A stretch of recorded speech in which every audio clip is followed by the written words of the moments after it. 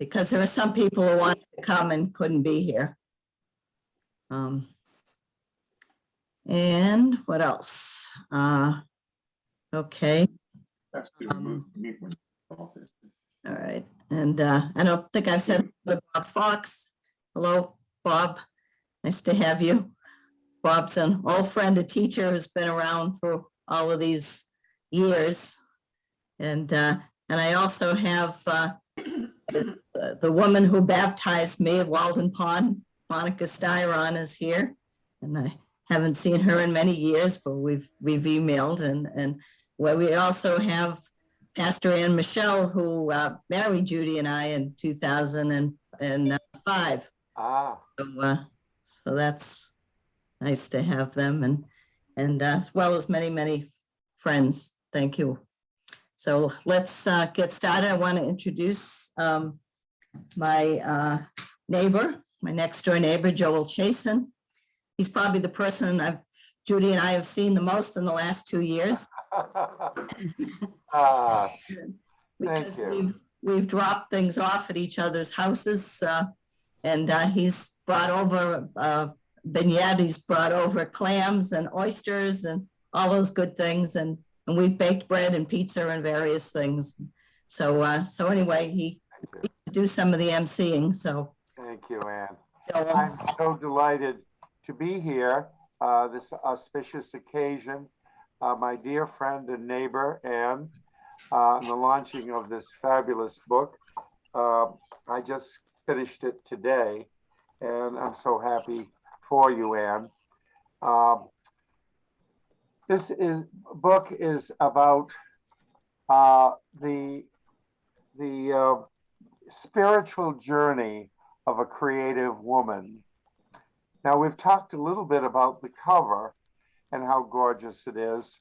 I also want to point out, once you begin reading her book, the epigraphs that I love that start each chapter. And I just want to read a couple of them. They're so beautifully selected. Love makes your soul crawl out from its hiding place. Zora Neale Hurston. Nothing is far and nothing is near if one desires. There's only one big thing, desire. And before it, when it is big, all is little. Willa Cather, Song of the Lark. What you do matters, but not much. What you matter matters tremendously. Catherine Doherty. And then when Anne goes off to Italy, on the chapter about Italy, you may have the universe if I may have Italy. Giuseppe Verdi. We're going to get started now, and I'm going to pose a question to Anne that I know we're all interested in. How is it that you got motivated to write your story? Okay, well, writing is something that I did when I journaled a lot as I was younger, and kept many different journals, and took a journal workshop in my 20s, and then got very interested in the journals of Annie Nin, the diaries, and really got excited about telling your story, but also going deeper into understanding yourself and understanding other people. And let's see, I just trying to, what's this here? Trying to, yeah, okay, sorry. So the writing, and the writing probably goes back to just doing a lot of reading. I just love to read, and I still love to read. I still go to bed with a book oftentimes, and fall asleep, reading something. So I think and then the memoir form was something that developed Well, memoir goes back to the Confessions of St. Augustine, there's been a flourishing in the last 20, 25 years of memoir. And that people have used it as a way to tell a story, but also to get to know themselves and their world better. So it has a particular, it's different than an autobiography. You can just say that this happened and then that happened. It goes deeper. It tells us a story, and that's one of the tricky things about the memoir form is to keep yourself realizing that it is telling a story, and it has that sense of excitement and the building and the whole piece of crafting something. So that's a little bit about, how I got going. Thank you. Can you get this going by opening up the first chapter and reading from announcement? Yes.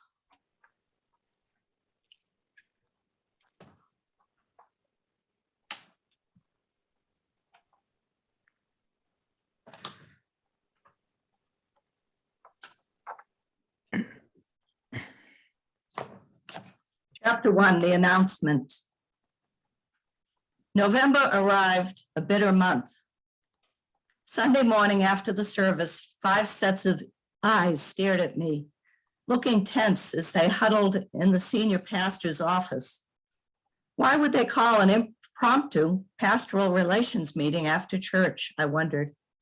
The usual small talk may have occurred, as it does when people are uncomfortable and about to drop a bombshell. Yet, all I remember is looking to the chairperson as my heart started pounding. Elia sat upright next to me, eyes downcast, as she nervously read from a sheet of paper.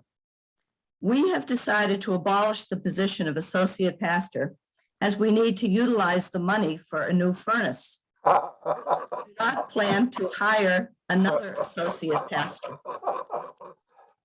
Elia was a Baptist elder whom I trusted over the past 2 years to help me adjust to the parish and rural town. I ministered to her when her husband was dying. The previous spring, on the night before Easter, I had slept over at her house so I could be there for the sunrise service to play Morning Has Broken on my guitar. The sweet smell of Elia's cardamom bread, a Finnish specialty, walked into the guest room that morning. I couldn't square my perception of this strong Christian woman with the person now making this pronouncement. And where was the senior pastor? Though shocked, I remained in character, hiding my emotions as I walked out of the room, stunned. I couldn't wait to get out of the room that seemed to be closing in on me. I sat down at my desk. My office, a makeshift space partitioned on 2 sides with no privacy for a phone conversation, was situated in a larger room with a conference-sized table and metal chairs. Within a few minutes after I left the meeting, Pastor Ned's sheepish face peeked over the side of my cubicle to see how I was doing. His ruby red round face magnified concern and sympathy, while his body shifted and his eyes looked away from me. His stance seemed to be saying, I just couldn't help what happened. I had come to see how the male dominance in ministry in the 70s and 80s had sunk many a hopeful ship of seminary-trained women desiring only to serve their congregations and give generously of their gifts. Many Christian, quote, nice guys were threatened by women entering their domain. Still, my spirit was open and free. I just returned from a clergywoman's retreat and had been made to feel more hopeful and affirmative than on previous retreats, during which women cried and raged about the disrespect and abuse they had encountered in their early parish work. Replaced by a furnace. Jesus Jones, an expression I picked up from my Southern girlfriend. Is this church? Is this what pastors meant by clergy killers? Instead, I felt the pathos of Holy Week. The crucifixion began with his disciples, those guys Jesus trusted. The cock crowed thrice, not once, but 3 times. When I watched film strips of this scene in my childhood catechism class, I felt Jesus' disappointment with Peter in my heart. How could I bear this betrayal? How could I face my congregation? As it turned out, Ned left me that afternoon to mind the church as he was leaving for his favorite retreat, a hunting expedition. Now that he had committed his cowardly deed, he was ready for an unsuspecting deer. Betrayed and angry, I sped home, crossing the bridge to the safety of Cape Cod, where I had just settled when this job took me south of my native home of Boston. What could I do now? Why hadn't I left right after I received my doctorate? It was hardly acknowledged by the pastor. Should I politely speak to other church leaders to understand why this happened, or was it time for confrontation? Who had hatched my dismissal outside of the usual procedures? Was there a high road? In retrospect, there was one clue I could not decipher. As I recalled, the Pastoral Relations Committee met with me at some point that year, saying they wanted me to be more visible. What did they mean? I wondered to myself, frustrated. I was a part-time minister. I drove 45 miles to the church as often as I could. Yet I was there physically. Yes, I did my best to care pastorally. Yet I didn't feel safe there. I didn't really know who my allies were. How could I be me?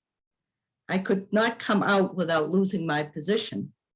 I was different in so many ways. Educated, urban, feminist, Catholic turned Baptist, and gay. Invisible, a lonely place feeling oddly familiar. The next Sunday, I was to preach while Ned was away. In my new home on Cape Cod, I sat at my desk overlooking our large oak tree, asking God for strength and guidance as I formulated how I might speak the truth in love. Thank you. Thank you. Beautiful. Yes, it is. I'm going to ask Victoria Miller. I know she has a few questions she wants to ask you, Anne. Victoria, could you go next? Of course, thank you. I just have to say I'm so happy to be here. So excited for Anne. I just love her dearly. So Anne, my first question I wanted to ask is that your website describes you as a Renaissance woman.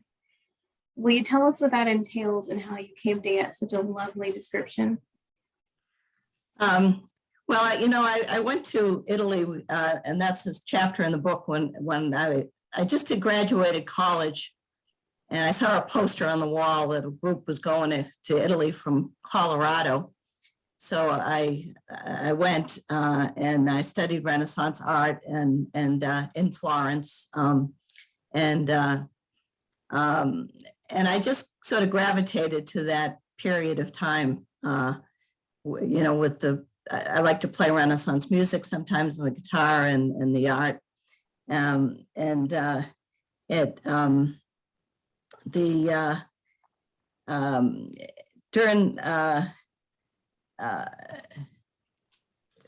during this time, I was also beginning to do work in graphics, and Anne and Pat will remember that, as we all worked together at the Arthur Blank Company in those days.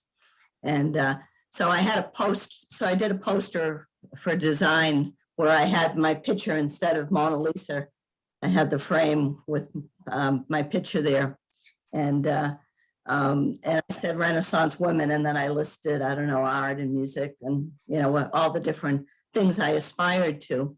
And so, in 2005 or 6, I found this book called The Renaissance Soul. And this person named Margaret Lobenstein, she lives out in the Amherst area. I went to see her, and she talked about how they say follow your bliss, but some of us have a lot of blisses, So we have trouble. Well, how do we do all, and so she came up with this way of, well, you have a couple of things on the front burner and a couple of things on the back burner. And so I've kind of followed that. And so so the last, 8 months or so, it's been getting this book together and the last stages of all of that. And so I found going back to classical guitar was a kind of balance for doing that. So I find that that over time I've been able to sort of live into a kind of a Renaissance soul. Thank you. That's awesome. I wrote down the name of that book. I think I'm gonna have to go get it. So for those of you that don't know, I met Anne at a writers conference. I think it was 2019. Or no, I think it might have been, it might have been 19. Might have been 19. Right before the pandemic. Yeah. Right. Yeah. Right before the pandemic. We sat beside each other, and I think we've just been friends ever since. Yeah. But as a fiction writer, Anne, I can only imagine what it must be like to share your personal life and your personal stories with readers. How did you get to that point where you just knew this story had to be told? Well, I think, it went through a lot of changes over, 15 years or so. So I guess I got more, in a way, I got more, there's a sense in which it had to be told because it was my story and I felt it connected it with a lot of other people, and that there would be something for various people, walks of life and stuff. But also, I think there was a sense of confidence of, because that would be something in writing workshops that would often come out, well, particularly writing memoir, what about, people who are going to read this, particularly in your family and, who are going to see this. And well, I don't have too many people left in my family that it's taken this long so in that sense, I'm not as worried, but I've always felt that I had an astrology teacher tell me years ago that whatever you're most afraid of, to run toward, whatever scares you, just run toward it. And another time, a pastoral counseling professor, I wanted to share something in class, but I didn't want to say it. I wanted him to say it. And he said, well, you go up and do it. And I said, well, I'm a little nervous. He said, that's fine. So what? So what if you're afraid? So what if you, you're not sure, where this is going to go, but to trust the process. So I think it's that sense of, going into ministry was a big deal, and getting married was a big, a lot of these things were a big deal for various reasons. And so I'm ready to do this, and excited about one interesting thing happened. Somebody found me a few days ago through, I don't know if it went through exactly how she got onto reading about Italy on my website, but she was in Italy with me. We went to Venice together. We were in a program together, and this was in '74, and I hadn't seen her since then. So, so it's wonderful how these connections, can happen.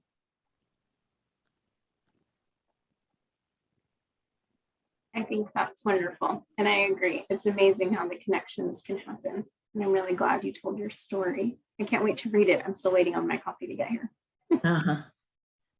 Yeah, we did rush you a copy, but I guess it takes a little longer to get out there. A little bit longer to get to Alaska, yeah. And were you going to read a humorous piece for us? Yes.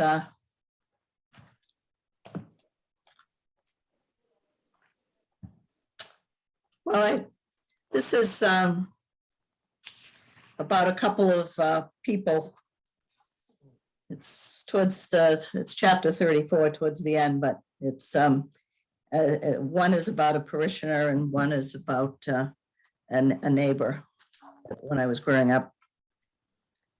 The day I visited Marion, still vibrant at 99 years, she lay in bed reading a thick historical biography. She struggled putting on her hearing aids after I came in the room. "As long as I can see you, I'll keep talking," she said with a twinkle, giving me permission to leave her room at the convalescent home. A retired teacher, she dedicated her life to bringing knowledge and opportunity to young adults. During the Depression years, she worked in Florida to found community colleges that were affordable. I loved hearing her resonant voice, cultured yet warm. She deepened my appreciation for language.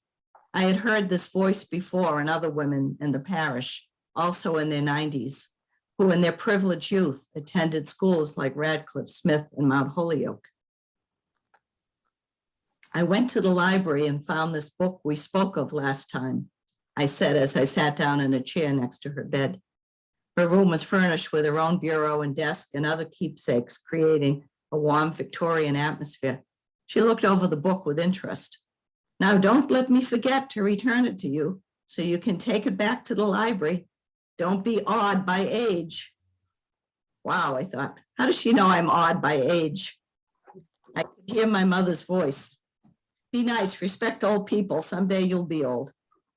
I remember at age 6 meeting the oldest woman in my neighborhood.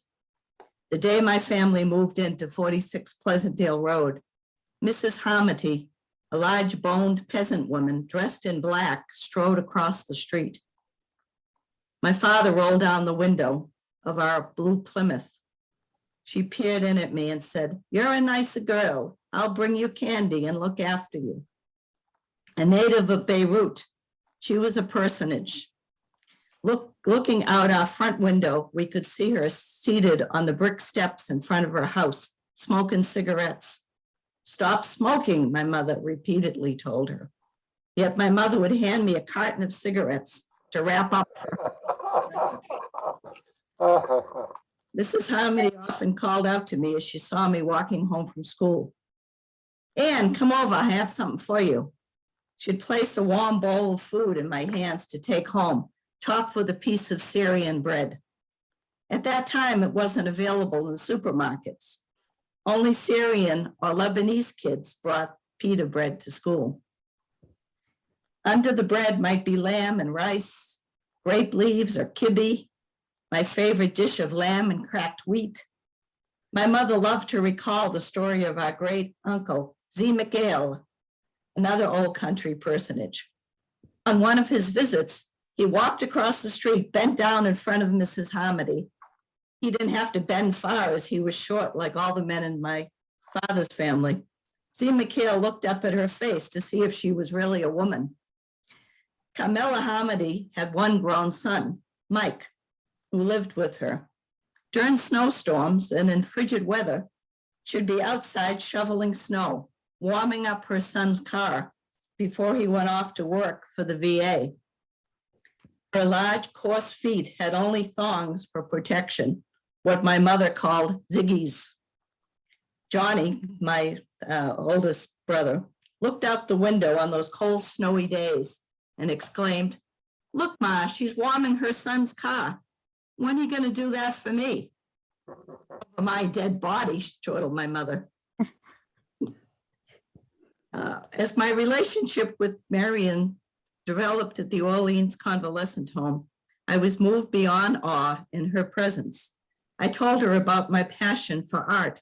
I brought in prints of my work from Castle Hill, where I went each summer to study and paint. She looked closely at my work, struck by its expressiveness. She announced, "I know the ministry is a noble profession, but don't neglect your art." On her 100th birthday, I filled her room with my paintings. A couple weeks later, she died. Thank you. Thank you. Now we know that some of you have comments or questions that you would like to bring to Anne tonight. When you speak, would you identify yourself and tell us where you're from and what you have in mind.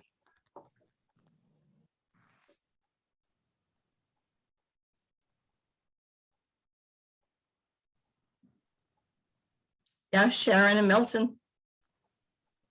You got to unmute. Please unmute. Yeah, okay, thank you for the opportunity. I just enjoyed the readings tremendously. I know Anne from writing groups with Kathleen Spivak, and the years go way back when I really asked Anne to console me a number of times, having a little crying fits. But what I remember is that we had to do a lot of revision, at least I did. And I was wondering, Anne, how did you deal with that? You know, going through all the revisions, did you have to change it a lot? And, you know, how did you know when it got to its final stages? It's really very polished and beautiful, by the way. Thank you. Yeah, that's true. I remember that time with Kathleen down at Truro at Castle Hill, and she was a wonderful mentor, you know, and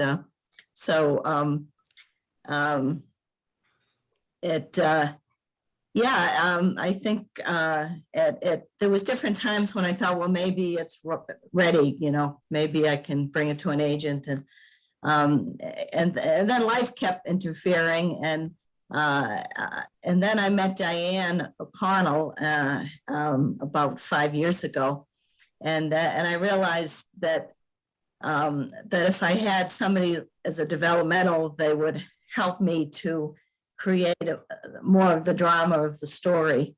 And so, for instance, she said, "Well, what kind of traumatic or exciting thing can you start off with instead of saying, when I was 5 years old," you know, which is sort of where I had started, you know. And so that's when I started with the announcement, because that was a very traumatic time. And the announcement doesn't, the rest of the story doesn't happen until you get to the middle of the book. So there was a lot of that, in a way, making it more of a story, so I could feel that it had just the right blend of even though it wasn't nonfiction, it still had the power of story, and so that's what helped. Yeah, thanks, Sharon. That's a good question. Anyone else? Hey, Anne, Yeah, you have to unmute. I'm unmuted. yeah, I hear you, Barbara. Okay, hi. Hi. I'm Barbara Smith Moran. I'm a seminary classmate of Judy's, and we Yes. went to Episcopal Divinity School many years ago together. And one thing that's always impressed me, Anne, is how many Christians of different flavors you have studied with, beginning with a Lutheran college, right? Yeah. Tell us your how you have, well, no, not beginning with the Lutheran college, because you come from a Roman Catholic family. So Yes. take us through that, because I know now you're still split. Aren't you split? Yes. Yeah. Well, yeah. I mean, I like to think I'm integrated versus split, but by now, but the truth is, I do have standing in two churches, both the American Baptist and the United Church of Christ. But the thing is that, you know, I really don't feel that I went from one to the other. I felt like I integrated one, and a lot of my spirituality is still very deeply Catholic, and I've been able to, you know, work with, particularly in my counseling work, and I worked with all kinds of people. It wasn't, you know, I wasn't really, you know, I just feel that, you know, that the Christians really need to be one. I mean, you know, that if we can't be one in actuality, we at least try to be that with each other. And, you know, and I think the other thing is that I was just thinking, I don't know, I came up with this in the shower the other day, that a new thought, privilege means you get there faster. So when you're not privileged, it takes you a lot longer to get anywhere because, you know, you go and, you know, you want to be a Catholic priest. Well, you can't be a Catholic priest because you're a woman, and you can't be a Catholic priest because you're gay. And so that's going to take some time. Now, you know, now there's women priests in the Catholic Church, you know, that have come about. Perhaps that's what I would have done, you know, if I was 10 years coming up. If I hadn't met Monica, I might not have become a minister, at least, you know, at that rapidly. I mean, you know, I went to, this is all in the book. I went to a thing on gay rights, RITES. It was during Gay Pride Week in Boston, and they had all these clergy people in the 85. I had just graduated seminary, and she was the only one that could be out in her church. And so, so Judy and I went over from the Catholic Progressive Paula Center in Boston to Old Cambridge Baptist Church in Cambridge, and that's really how I became part of the American Baptist. But then the American Baptist, as soon as I left Old Cambridge in Boston, was, you know, much too conservative to be accepting of me. So some of it has been, you know, in a way, not my fault. It's kind of the world I was born into. And so, but instead of just sort of taking off and leaving, I tried to put these various things together. And, you know, my second and third year were Barbara was in my curriculum conference, and it was a wonderful time at the Episcopal school, which really helped me to come out further into accepting ordination. So I don't know, does that answer your question, Barbara? That's great. Yeah, that's great. Thank you. And when we were at Episcopal Divinity School together, you had no interest, or you knew right away you weren't going to be Episcopalian. Am I right? Well, you know, I mean, first of all, a lot of women were having a time with the bishops and all of that. It was authoritarian, Yeah.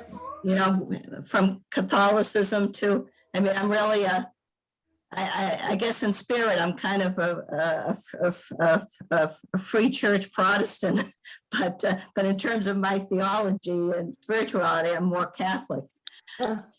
And, you know, it's, I guess it just didn't seem like, you know, a good choice for me in those days. But I often do go to the Episcopal churches down here. I know you do. You lead a service there, don't you? Tizay. Yeah, I haven't been doing it for since the pandemic, but I was doing a lot of services over there, you know, in their side chapel. Mm-hmm. Yeah. So Thanks. Well, it's been quite a road. yeah, it certainly Happy has. to be on part of the road with you. Yes, yeah, thank you. Anyone else? Comments, questions? Monica, Monica has to unmute Monica. Push the button. I did, thank you. Oh, Anne, this is just, I can't wait to read your book. And the conversations we've had in recent time just awakened a lot in me, and I appreciate that. I'm so impressed with the way in which I see that God has been working in your life over these years. And you're so talented, and you have such a quiet way about you in so many ways. I'm so glad that this book is allowing this for other people to really experience you and see you and appreciate you. I was just wondering how,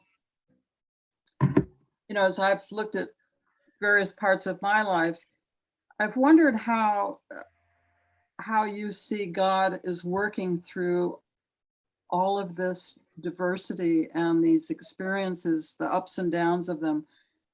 Do you see that? Do you see in this book, have you been able to really appreciate and see sort of the godness of who you are, or goddessness, if that's a word?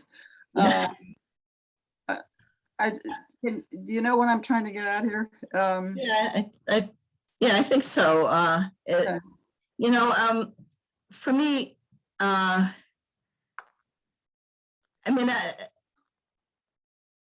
see God as a kind of a liberator, and as someone who is open to me in all my different ways, and that's not always been easy to see, especially when other people didn't always see it, or institutions didn't see it, but I also, my theology is so much related to relationship, the relational theology, relational psychology, object relations psychology, all of this. And so much of the book is about relationships. And, and it was much easier for me to write about other people than it was to write about myself. Mm-hmm. And, but that came, especially, with Diane helping out at that stage, when she saw something, she'd say, I know you kind of bypassed, writing about your sexuality, and I'm sure it couldn't have been that easy for you. And so she'd get me to, go deeper. And so the more truer I am to myself, the more I see God in a truer way. And I find that with other people also. Beautifully put. Thank you. Yeah, thanks, Monica.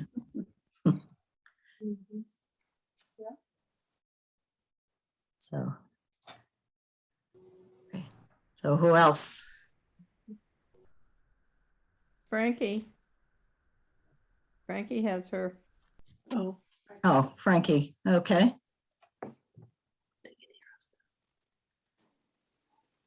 Okay, Frankie. I had to figure out how to get myself. Okay, so Anne, when I heard the first part of your book, I wanted to rummage through the house and find Sue's copy. It just was, oh, she doesn't have it yet. Get one.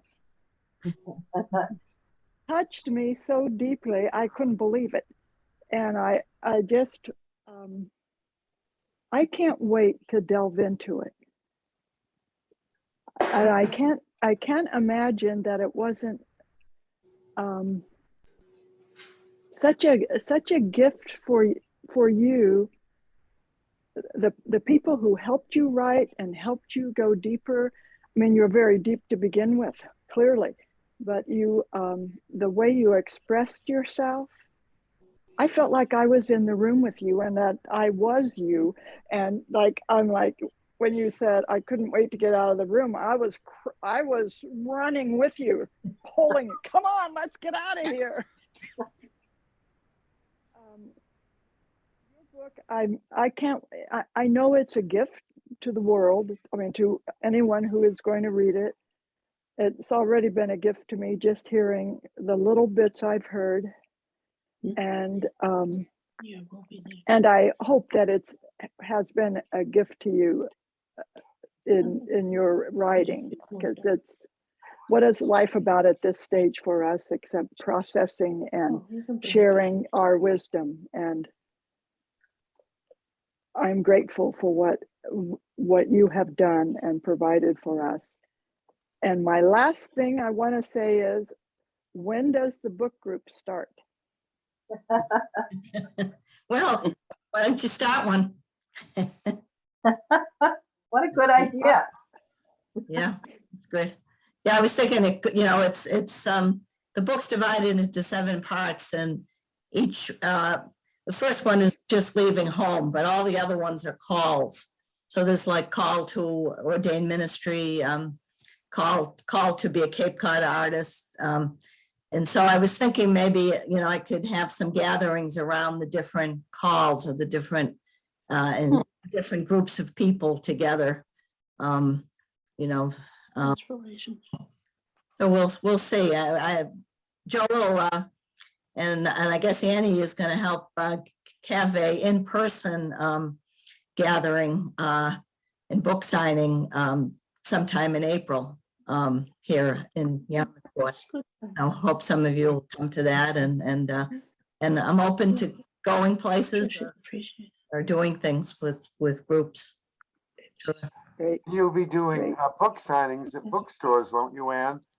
Yeah, I have to go around and knock on their doors. Great. Thanks, Frankie. Great. So who else is? I have a story. Yeah, okay, Pat.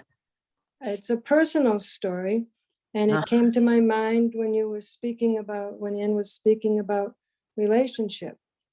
And it called to mind when my mother passed away in 5 years ago. no, 20, No, it's hard to do the math. 2022, 2017. yeah, 2017. 2017. And I remember you and Judy driving all the way and from Cape Cod to attend my mother's burial in Milton in a hurricane. And if that's not relationship, I don't know what else is. More brave and generous women, both of you. And you had Dutchie, and I can't remember if Dutchie came with you or Dutchie was at home waiting for you. Yeah, But that really meant a lot to me yeah, that you did that. And yeah. thank you very much. Yeah, thank you. Yeah, we all go back a long time, the 3 of us, 4 of us actually, but Mhm. yeah. And Anne's picture is in the book, so you can look for some of these pictures, and now that you've been in the group, you'll see a few familiar, because there's quite pictures and some paintings too in the book. So thank you. Thank you, Pat. Thank you. And who's next?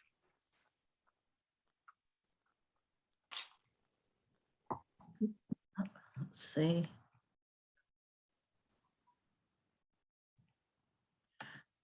Okay, gallery. There's someone else who would like to I share. think I have a question. Yeah, That's me.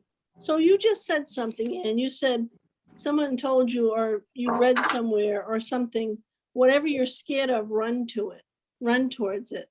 mhm, Yes? What you just said? yes. So, so what other kinds of things did you run toward?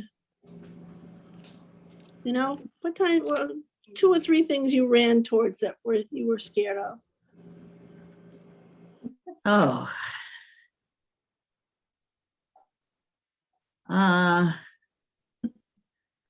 Well, I mean, going into ministry at the time was pretty big for me.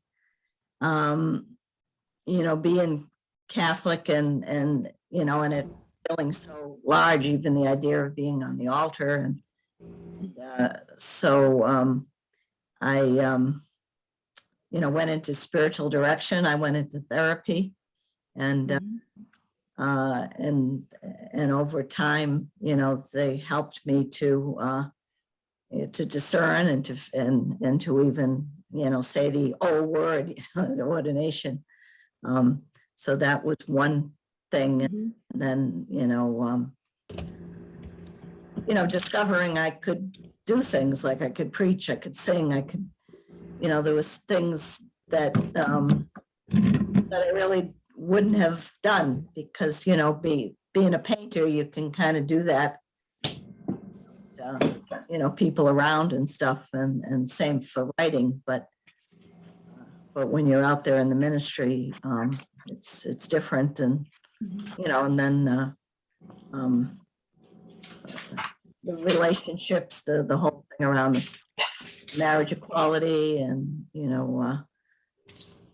Rudy and I spent a lot of time getting the congregations on board on the Cape to be inclusive to the LGBT community. So those are a couple of the things, but there's been a lot of things. Anne, did you write anything in the book about you and Judy? Hi, Judy. Hi, Monica. I meant to acknowledge you earlier. Oh my God, I'm so And happy. Anne is into relationships, so I know, has this been something that's been strengthening for both of you in your relationship going through this? It's funny you should ask that. I was just about to make a comment of I keep looking on the row, the row of all the people who are here, and my heart is just on fire. I'm so grateful to see everybody, and it's been. I was thinking, I think Les, being Anne's cousin, is probably the longest. I don't see anybody here who would qualify for being longer, knowing of Anne. But the thing about Anne, I mean, she has friends that she is in touch with who are like from second grade, who are like from sixth grade, junior high. I mean, she's regularly in touch with these people. And then again, people from seminary, and then again, neighbors, and family, and book people, and one of the things I like about that, it's funny about memoir or looking back on your life. I don't know. There can be a tendency. There can be. Doesn't have to be. But there can be a tendency that only great big explosions do we remember, some sort of big explosion in our life.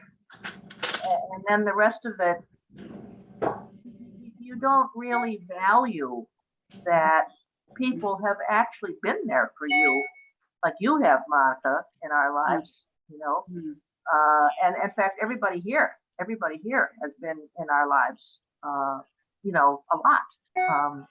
So, anyway, I was just thinking one of the things I like about Anne's book is that it's really no explosions, no manufactured, ugliness. There may be some things that are, I don't want to say ugly, but there may be some things that we have to acknowledge. But when you come from a different place, I guess, and look at things, I don't know even how to say it, but that's what I like about this book, is that one actually picks up almost a sense that, well, by gosh, life is all right. We're so. Yeah. I might add, Yeah. the book is dedicated to Judy. Oh, okay. Yes. I love that. Yeah. Yeah. And, and I met Judy at a party, and kind of a funny thing too. And so, there's a whole thing about our meeting, and then she had a girlfriend at the time, and and I was asked to go and read the chart, the astrology chart of her and her girlfriend. I didn't think they were that compatible, but I suggested their home. So what was I going to say, so. Well, let me just put it this way. I don't call it Anne's tell-all memoir for nothing. Oh, that's great, Judy. That's great. Yeah, That is yeah, great. yeah. Judy's in there, and our whole, our first couple of years were kind of rocky because she took off for the Indian reservation and was a public health doctor in Nevada. So it was not. I love Well, that story. we had to woo each other, so she's got all that in there for the reading. Do we have anybody else who wants to add or make a comment or ask a question? Yeah, Victoria. I'd like to say something. Someone was speaking earlier and mentioned just the quietness about Anne. And Judy also kind of alluded to that just now when she was talking and talking about those long relationships, and people have known Anne for so long and continue those relationships. And it got me thinking about when I met Anne, when I learned about the Writers' Conference that on the East Coast that year, it was in a magazine, a writer's magazine, and Amy Tan, the author, was going to be one of the keynote speakers. And I laid the magazine on my kitchen island and I told my husband, we're going to this conference. I love Amy Tan's work. I have to go. She's going to be a speaker. So we coordinated it all. I took off time work and we went. I don't remember what Amy Tan spoke about, but I carry Anne's business card in my wallet and I'll go shopping or out for coffee or different places and I'll look for my credit card and there's her business card. And she just has this quiet, peaceful, wonderful place in my heart. And she is who I remember from that conference. And I'm sure Amy Tan said some great things, but this has been a friendship that has just bloomed and blossomed from there. And one of my favorite things to do when I'm up very early in the morning before work and drinking my coffee is when I see an email from Anne and I'm like, oh, I gotta check in and see how Anne is doing and hear how she is and hear about her writing. And I just think it's that quietness. She just draws people to her and it's a wonderful thing. Mhm. So true. Yeah, I went too because of Amy Tan, and I remember there was a time when to share something, and I said, "Go ahead," and what you shared was very good and was very well received by people, and I can remember that. Yeah, thank you. We had a good time. And Yeah, we did. is your Food was publisher good, too. Christine Cote here tonight? Yes. Shall we introduce your publisher? Yeah, I introduced her, but she might want to say a word or two. Oh, she left. That's right. For a choir rehearsal. No, that's the other. Oh, I can't see everybody at once here, but that's okay. Just whoever wants to speak. I guess time is it? Yeah, we got another 10 minutes of. I'd like to speak just for a minute. Yeah, sure. I'd like to talk about Anne and my going to a kickboxing class together, because this quiet woman said, I go to kickboxing. Would you like to join me? And I was like, Anne, kickboxing? Is there a disconnect here? And I went several times, Anne, didn't we, before the pandemic? And boy, she may be quiet, but she's a terror in the kickboxing class. So I enjoyed myself tremendously. And when this pandemic is over, we're going to give it another try. Okay. That's good, because I really missed that. I missed that class. It's more boxing with the arms, but the feet too. Yeah, it's a great exercise. Thanks, Paula. So, yeah. Sharon? Go ahead. thought someone else was coming on, but I'm not Oh, sure. that was just me. I was just gonna chime in a little bit here. I was thinking about the kickboxing class. Ian took me to an African, what kind of dance was it? African Yes, something or other. dance. Yes, African dance. I couldn't Yeah. walk for a week, maybe 2 weeks. I couldn't walk after that class. She can dance. This woman can dance, but boy, I'm an Irish girl. I don't do African dance very well, but we had so much fun, but I really couldn't walk for like 2 weeks. It was just, overwhelmingly exercise, just out of my league. So anyway, yeah, and you've been doing all kinds of things all your life between kickboxing, African dance, and probably Zumba too. I have no idea, but yeah, I have done Zumba. Yeah. yeah, I bet you have. Remember So the, yeah, the teacher from West Africa, she was very pregnant. And she kept going, she didn't tire. no, not like me. Well, I'd like to say something. I'm Les, Anne's cousin, and I'm just so proud of you and so happy that you took this on and you completed the book, and I can't wait to read it, and just really happy for you. I think I'm probably the only person here who knew Mrs. Harmony.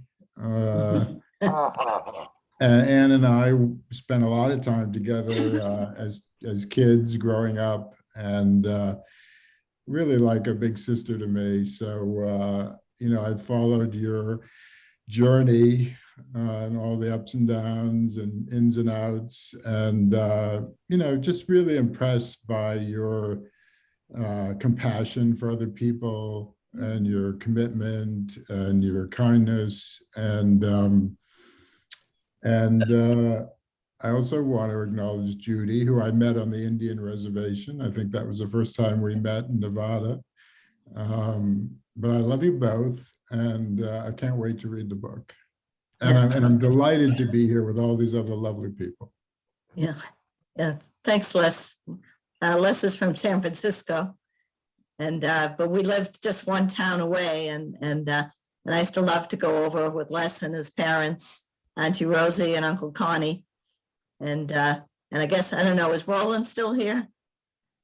No, I think he left. He left, I was so yeah. surprised to see him. Yeah, well, Roland Marullo has written several books. I don't know if anybody has read any of his books, but I read one of his books is called The Vatican Waltz, and he's written books related to religion and other kinds of stories. And Les knows him as he was young, and your parents and his parents were very good friends, I guess. Yeah. And Roland does a trip to Orvieto in Italy for writers, and maybe Judy and I can go next year. I don't know, but I've just started to connect to him, so that's kind of a neat thing. Yeah, really nice. Oh, look, there's a poodle here. Yes, where's yours? Jody's got it. Yeah. Oh, okay, huh? This is Abby. She's 12 and a half. I wanted to meet your new one. Oh, it's cute. Hi, Abby. There's Dolce. Yeah, where is she?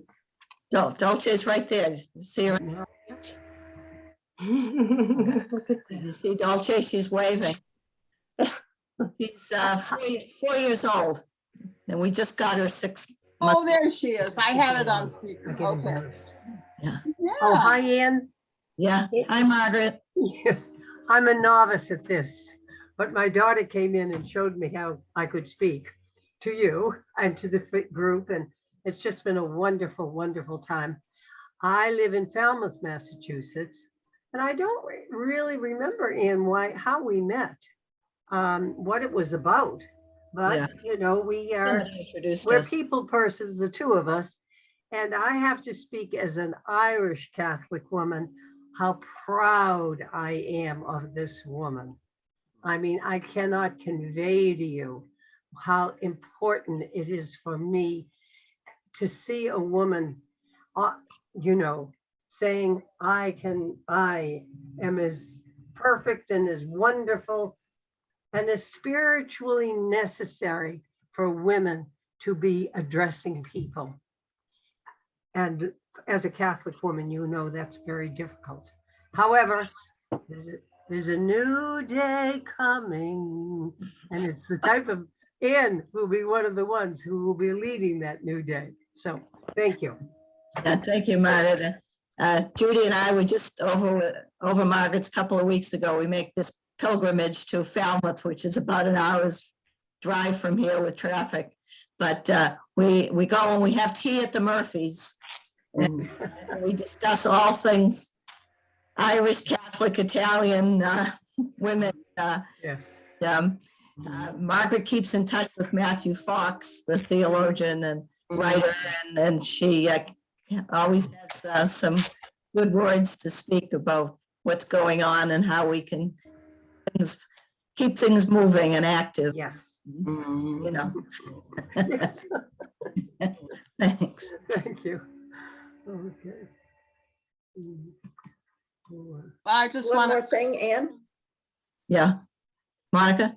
yeah, I was just going to say I have to go, but I look forward to having some time with you and Judy, and look forward to reading the book, and maybe these two will meet each other. They'll That'd be go great. happy. Yeah. Thank you for inviting me to this. I hope you'll let us all know when the book club starts.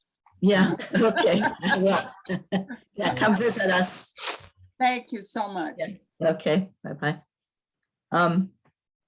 So Anne, Yeah. I see Clara Sparks here. Hi, Clara. And Hi. and I'm hoping you'll bring some copies of the book to the Numa Retreat, New England Women's Ministers Association. Yeah. Yeah. We're having another retreat in June 7th. And it's not it's just clergy women, but we're open to women who are open to the spiritual. And so we go to Duxbury, and it's a beautiful space, and we're having fun. And I think I'll be doing something around writing for that this time, and hopefully some music and stuff. So yeah, we'll do. And I'll get my copy there. Good. Okay, I'll save it. And for people who live close or who want to come on Cape, there's plenty of copies here. I've already sent out a bunch of, so you should be getting yours in the mail in a week or so. But if if you want one and you haven't told me, let me know.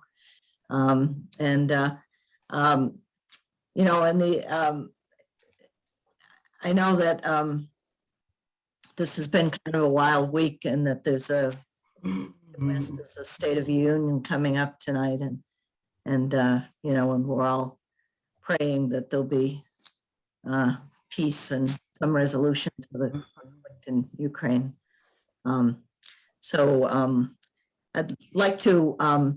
I'm going to be here for a while, because that's the only thing about Zoom. It's like a big night, but then the good thing is you don't have to do the dishes afterwards. On the other hand, it's sometimes, so anyway, if anybody wants to chat a little more, stay on, and but feel free to leave, and I thank you all for coming. It's been very Delightful. and Thank you. it's great to be in touch. Thank you. Thanks for the invitation. Thank you. Really Thank nice. you, Anne. Yes, thank you. Thank you. Wonderful night. Wonderful night. Thank you. Thanks so much, Anne, for letting us share this. Yes. This is so special. We're so proud of you. Thanks. Thank you, Anne. Yeah. Thank you. Thanks. Thanks, Anne. See you. Thanks, Thank you Anne. for having me. It's beautiful to see everyone. Yes, say hi to God Jeannie. be with you. God Yeah. be with you Yeah, come up always. and see us, Janae. Yes, it's You got time. I think we can. I think COVID is a little calmer Yeah. and we can yeah, travel. Yeah. Yeah, and we have our little cottage now, so Oh, yes, right. That's super, super. yeah, Well, keep me posted about the book club too. yeah. Keep me on your list. Okay, I will. Love to you and Judy. Yeah. Take okay. care. sounds to me like whenever you get on Anne's list, you don't get off. Is that a good thing? No, I don't. Yay! That's a good thing. That is the Take care. best news today. Bye-bye. Blessings to everyone. Thank you. Thank you too. Congratulations. Thank you. Anne. It's Yeah. a lovely launch, Anne. Good night, you guys. Good night. My love to you and Judy and Dolce. Thanks, Anne. Yeah. Bye-bye. Thank you. Thanks. See you soon. Bye-bye. Yeah. We got May. Bye. Yeah. Bye-bye. Great launch. Thank you, Anne. It was good to see you and wonderful to meet you, Judy, also. I'm gonna head back to work, but I'll talk to you soon, okay? Yeah. Okay. Thanks a lot, Victoria. Bye. Come see us in the summertime. I think we're gonna have to. Yeah. Okay. All right. Good. Bye-bye. So I mailed it to you. I mailed it to you, Jane. Yes, thank you. Thank you. I don't I'm know how, amazed at the scope of this book because when you showed me one little excerpt years and years ago, it was like more like an autobiography, but the scope of it is incredible, really. I'm looking forward to reading it. Yeah. I think you'll find it a little different. Because of, how it's developed and Yeah, yeah. wonderful. Yeah. Thanks. yeah, it's really like a story. It's like an adventure story. Isn't that the truth? I shall Anyway, tell Frank what we talked about and he will be anxious to read it as well. okay, Hopefully it good. gets here and it won't take 10 million years, but we'll see. Okay, all right. thanks Show for me, coming. show me the doggy. Oh, the doggy. It's doggy's supposed to sleep early. Oh, she's sleeping. Yeah, Is it a she's- boy? Is it She's a a boy or white- a girl? This girl, her name is Dolce. Yeah. Oh, what a sweetheart. Dolce. She's What a- very attached to Judy. I can see that. Yeah. Judy's Yeah. mom. Yeah. Okay. Jane, Well, I just got an email from a guitarist in Toronto. really? He's going to give me Zoom lessons. Oh, wonderful. Yeah. I connected. There's a really good guitarist in LA. And I wrote to her and I said, you know somebody good? And she said, I think you'll really like this person in Toronto. Wasn't that great? Isn't this great? Zoom, you can do all sorts of things that you normally couldn't do. Yeah, that's true. Judy with her Italian. Yeah. It's This really is how I learned Italian on Zoom. Well, Yeah. you'll have to go next year when things clear up. I Correct. hope so. I Yeah. hope so. Are you tackling those children's books? Oh, I love them. I read them to the dog.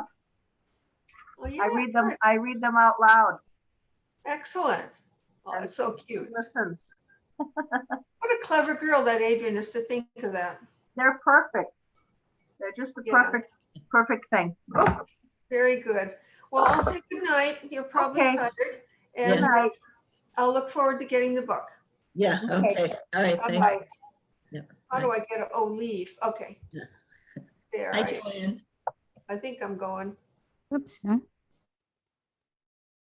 Hello, Joanne. Hello. I'm still trying to figure this out, but Well, I I hear just- you. yeah, yay. I didn't figure out the camera, but that's okay. But I could see you guys, and Yeah. I'm not sure when I'll be down the Cape next, but hopefully soon. My guy Brian bought a house in Dennis just over a year ago, almost a year Yeah. and a half ago, and he's down there a lot, and I'm down there some of the time. But it's not far from you because it's very close to 6A. It's right in Yeah. Dennis Village. It's Yeah. in the Poets section. Uh-huh. It's on Longfellow Drive, so it's off Thoreau. It's near where Frosty's is. Yes. It's very close to Frosty's. You Okay. turn down there and then you turn onto Thoreau and then onto Longfellow, which is a Oh. private street. Yeah. Okay.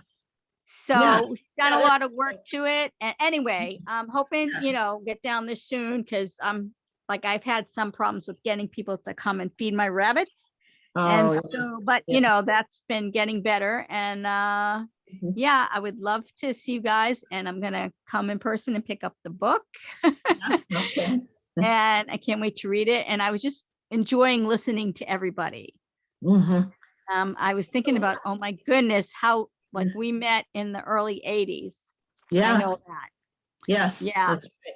That's right. I was And just I, starting yeah. school around that time. Say that again?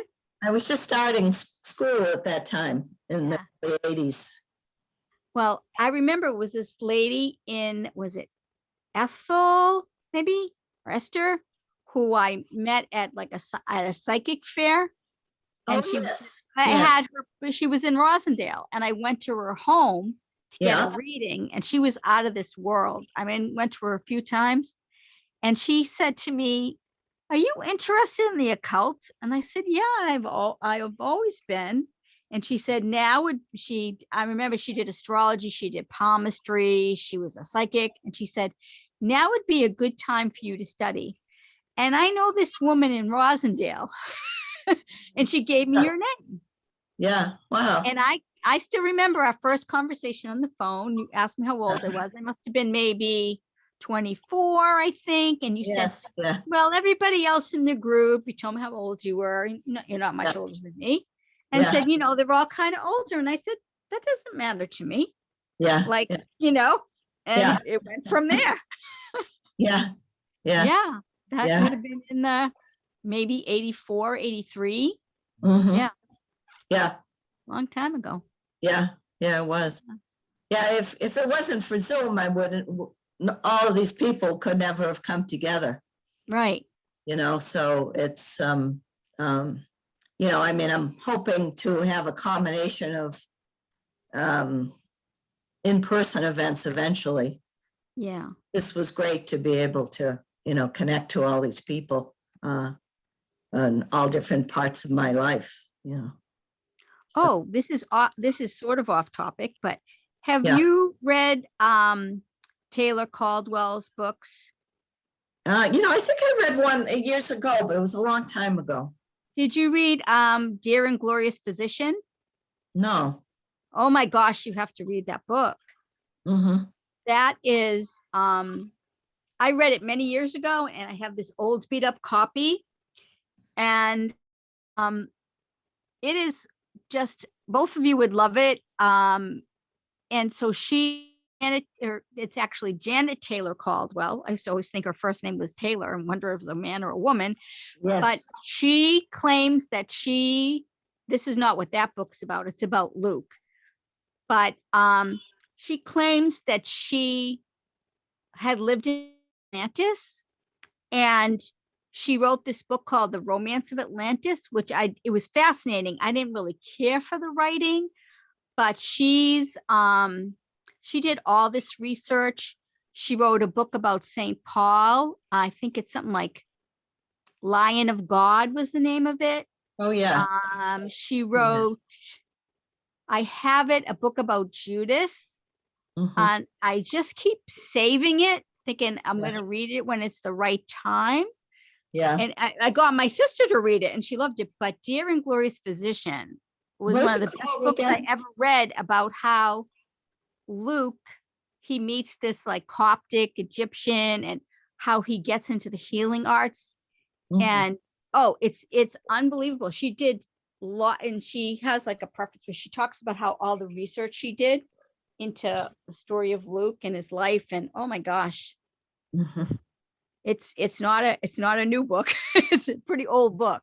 Yeah. I'll keep in mind when I'm at the library. I'll pick it up. Oh yeah. Oh yeah. Yeah. It's Well- it's fascinating. The writing, the story of Luke. Luke is a healer. Oh my gosh. Yeah. So. Good. Yeah. Great. Well, thanks for coming on. And Oh, I was so happy to. Yeah. Really. Yeah. It's great to see you guys. And Yeah. I always admired both of you. Uh-huh. Oh, well, thank you. So really, and I remember like you giving me great, I just always think of you fondly, and like all the good work that you've done in your lives, and just like you're these two bright lights. Uh-huh. Oh, well, thank you. Oh, it's true. Yeah. It's been a joy to know both of you. And I'm Uh-huh. glad we have like stayed in touch sporadically at least. And Yes. we're in Yeah. touch now. Yeah. Yeah. Well, I look forward to seeing you when you come to the Cape. So Yeah, I will let you know. Okay, It will be soon. all right. Okay. All Take right. care. Yeah, good night. Okay.